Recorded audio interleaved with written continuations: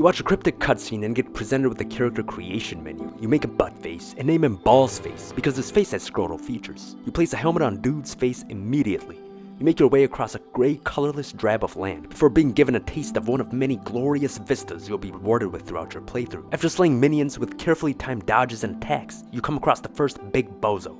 You kill him with relative ease after a few futile attempts. When you kill the bozo, a bunch of dopamine-inducing icons pop up on the screen, a confirmation of your victory in giant gold letters, some loot, and most importantly, hella souls. You open the first of many billion-pound doors and enter the game's hub, the so-called Firelink Shrine. Here you shall find a lady who accepts souls in exchange for power, a granny that deals goods, a ripped grandpa that upgrades your tools, and a handful of other peculiar fools. You continue to play. It's all standard procedure after having already played Demon Souls, Bloodborne, Elden Ring, and the first Dark Souls. You don't have the same interconnectedness here as the first Dark Souls, where all the environments weave into one another, but the spaces are much bigger here and offer multiple pathways, some of which end up leading to the biggest of detours. There's an impressive degree of enemy variety here. All types of ugla ooglas to slay with their own annoying attack patterns and unique ways of giving you aneurysms is great. The boss battles are even better because the bozos stretch out their limb to charge the fuck out of their attack.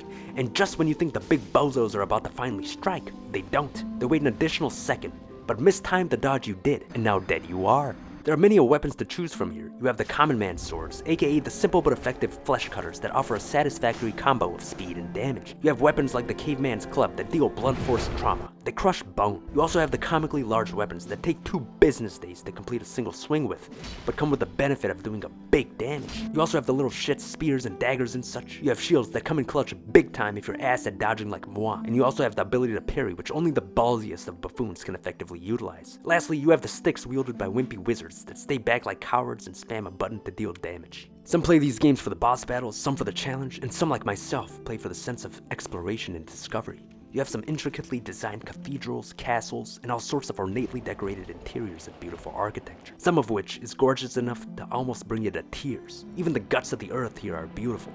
I enjoy sightseeing, collecting loot, and seeing what lies ahead.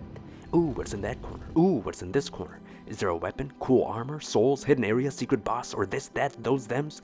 Perhaps a monster's eye? Oh look, a dung pie. You're Joe the cubicle worker no more. Here, you're Leonidas, the weary but steadfast wanderer, tasked with the undesirable mission of facing equally damned lands and lunatics. Leonidas here perseveres not because a return to normality is guaranteed, but because the alternative is guaranteed eternal dwelling in the lands of the damned. Beaten this game I have not yet, but like it I do, although not as much as the first Dark Souls. It's essentially the same game, but the atmosphere and dated charm of the first just tickles me in the right spot. I do prefer the linear design of these games compared to the vastness of Elden Ring, because not only is there a shorter distance to travel between points of interest and less dead space, but also because I enjoy the gritty gothic vibes here more than I do the sort of fantastical feel of Elden Ring. But that also has its own appeal, and I still preferred it over Sekiro because the vibe in Sekiro just didn't tickle my tit. And there's something about Dark Souls 2 that just feels off, but I could not tell you exactly what it is, even if you had me on the balls guillotine. This game can be as simple or complicated as you want. You can research the cryptic lore online to find out what this and that means. You can figure out how to get certain secret weapons and armors. You can go out of your way to suck the game dry. But I like to keep things simple. What all the numbers and icons here mean, I do not know. But it seems to be that the bigger the numbers are, the better.